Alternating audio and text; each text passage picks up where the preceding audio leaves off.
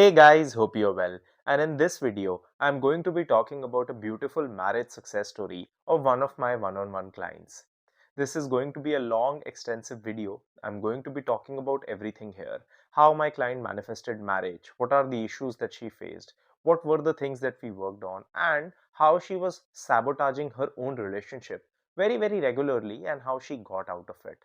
I absolutely loved this success story, especially because the messages that I got from this client were the last time I got a text from her was when she got back into contact with her person. And then the next text that I got from her was directly the marriage news. I'm really happy to share this with you. So let's get into this video. Let's start. I will start by sharing the story first and then we can take it from here. So the first message I got from this client was saying that, "Hey Karan, I'm so happy to tell you that this November I got married to the same guy that I was manifesting before." And then she shared the full story with me, which I will share now. She said, "So last year when I spoke to you, I was dating this guy, but I was unsure whether he would take this step and talk to his parents about us getting married. I was getting very desperate as at home, my parents were also bringing possible matches. I will get to this in a bit. I will explain this in detail." She said, "I gradually had started to create resentment against him as to why he is not talking to his parents about us. You were a bit strict with me and scolded me, saying that I need to work on this and this is not how it will work. You had suggested me to not push him for speaking to his parents, as probably I cannot see the clear picture and he might be actually doing it behind the scenes. This is what we call that you don't know what is exactly happening, so stop predicting the how." And then she said, "And I'm not aware of what was happening, and eventually it felt like I was just not appreciating him at all. Now when I'm married to him, I don't feel like that it had been like I had been manifesting this." This is when I say that after you start to receive your manifestations, it starts to feel very normal. And she said, "I neither feel very happy nor very sad, as it feels like this was always meant to be." Just to add more, this happened organically. Moreover, as you know, and this is somewhere she mentioned something I cannot mention, and she said that so we had given them dates in November, December, and some in February. To my surprise, he selected the date in November, which is what I wanted. I never expected that I would get married this soon. Now, when I see our previous chats, I can see that when I met you last year and I spoke to you, I was so impatient and nothing was working, when this year in April things started working out. So let's understand the story in detail. Let's understand what my client was actually going through and what were the things that we worked on. So my client was in a long-term relationship with this guy. This was a long distance relationship which started at the time of COVID. Now, my client in the past had been in a few relationships which I cannot disclose because it's confidential, and she was not comfortable with me sharing that. But these relationships had a few things in common. The first thing that these two relationships that she was involved in the past had something in common was that she was constantly left in these relationships, and she was also not being treated right by the men figure that she had in her life. Now, what does this do? Because a lot of people ask me that how do our past relationships shape our life? What this does to us as humans is because our mind has an ability and has a tendency and is actually there to protect us. What it does is that it starts to create patterns. So two things happen. First of all, my mind will start to generalize it, that you know what, maybe all men are the same, maybe men will treat me this way, maybe all men in relationships are going to do this. So even when someone isn't going to treat me wrong, I will start to create a pattern in my mind where I will start to assume and wait for them to, and I will start to predict it so that by the time it happens, I will not be so hurt because I have already predicted it, right? This is one. The second thing my mind will do is that my mind will tell me that, you know what, in relationships, a little bit of toxicity is normal, because of which my mind will start to pedestalize this person because I have not received very good behavior before. So even when a person comes and treats me nicely, very normally, just nicely, I will have a tendency to pedestalize it because that is not a behavior I have experienced before. This is what was happening with my client. Because of her sabotaging tendencies, she was constantly pushing this person to get married, right? She was constantly doing that. The issue with this is that she wasn't herself fully ready to be married. It was just that her mind thought and she thought that if I keep on pushing this person and he gives me this security of marriage, then I will finally start to feel secure. and she was feeling insecure because of her past issues. Now, what happened here was that eventually she kept on pushing this guy, and eventually they ended up in a breakup, because it is not your partner's job to constantly deal with your insecurities for you. It is your job to deal with your insecurities, and they are there to be there with you. They can help you with it, they can support you through it, but they cannot do it for you, right? And if we keep on projecting it, this is called projection. If we keep on projecting our insecurities onto the people around us, they are not going to take care of it for us. Instead, we will develop unhealthy resentment against them, which we will come to now. After they broke up, she started getting into manifestations, she started doing techniques, methods, and she got this person back in her life. The issue was she hadn't worked on her self concept. She hadn't worked on the self sabotaging tendencies, because of which, as even though she had gotten this person back in her life, she was still coming from the self sabotaging tendencies and constantly pushing this person away. They were on the verge of a breakup, it wasn't working out. The guy was constantly burnt out because of dealing with her insecurities for her, and she was in a position where she was constantly worried, insecure, and that is what was happening.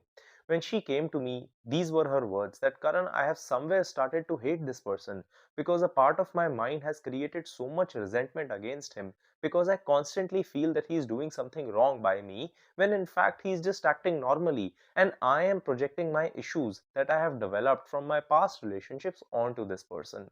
Right? I gave this example in one of my previous videos before, but I will still give it here. Imagine I get a client, and this client asks me for coaching, and I tell them that, you know what, I'm not going to sign up for coaching with you because the last client that I had cheated me of some money. So if you want to sign up for coaching with me, you will have to pay me your fee, and you will have to pay me the fee that that person scammed me off. Do you think it would be fair to the client? No. But this is something we constantly do in relationships. We constantly project our past insecurities onto our current partners, and we hope for them to take care of it, which they cannot. Now, this is where we started working together. So what are the things that we worked on specifically? There were three things that we worked on. First, we did a lot of forgiveness work. We did a lot of forgiveness meditations, and we did a lot of forgiveness work. One very important aspect of this is to accept your own responsibility in your downfall too. So a lot of times while we are working on forgiveness, we are just focused on forgiving the other person, but we also have to take it towards ourselves. We also have to accept that we also had a role to play in it, and we have to make sure that we are changing those parts of us, because if we are not, then forgiveness doesn't make sense, right? If for example I am forgiving myself for being very lazy with my workouts, because of which my health is suffering, and I don't change it, then that forgiveness doesn't mean anything, because I haven't changed the thing that I'm trying to forgive myself for, right? So she did try to change it. That's number one. The second thing that we worked on was her perception of men, because in her mind she had created this image that all men are going to be this way. This was one very important guiding factor in her life. And the third thing that we worked on was understanding the difference between what is it that she needs to project onto the other person and what is not. This is where she was struggling the most, because she was constantly projecting her insecurities onto the other person. After she started working on it, she started setting correct expectations for what she wanted with this guy. She started expecting correct things from him, that he will not be the one to deal with my insecurities for me, I will have to be.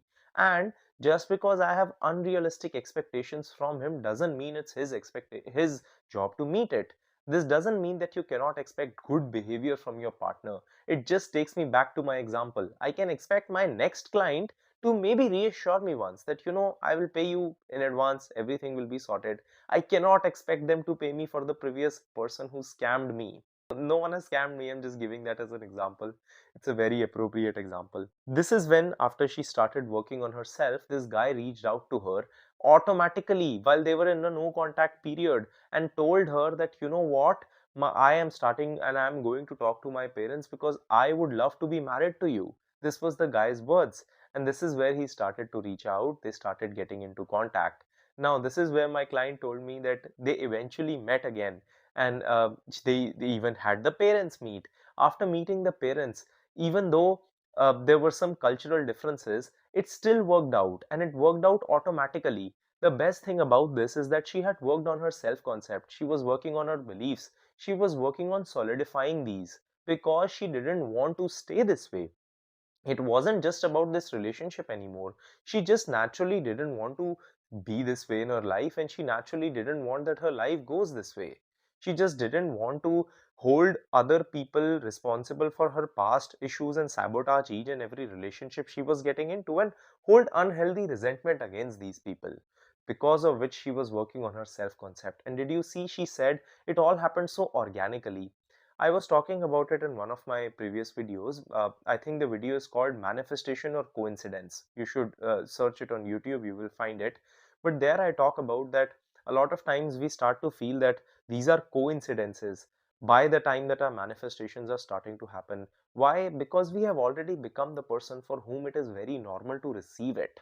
By the time we have already become that individual, getting those things become very, very easy and natural for us to do.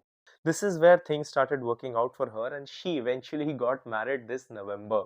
She got married with her specific person. She is living her dream life. Why is that? Because she was persistent, because she was honest, because she took accountability of her issues, because she was not constantly feeling sorry for herself. Instead, she accepted that, you know what, these are the things I'm struggling with. These are the issues that I have. Because I know that I have these issues, and because I know that these are the things that I'm struggling with, I am going to work on them and I am going to change my life. When Neville Goddard says you need to have a burning desire, her burning desire was to change, not to get a boy in her life. That was a secondary thing. Her burning desire was to change. So I hope that you understand something from this video, and that something is that you are the one who can bring about a change that you're looking for. It's not going to happen automatically. It's not going to happen just out of the blue. You are the one who will have to make it happen by changing yourself first, being consistent, and making sure that the results then follow. So I hope that you like this video. I wish you all the best, and I know that you are going to be the next success story. I will see you guys in the next one. Thanks for watching.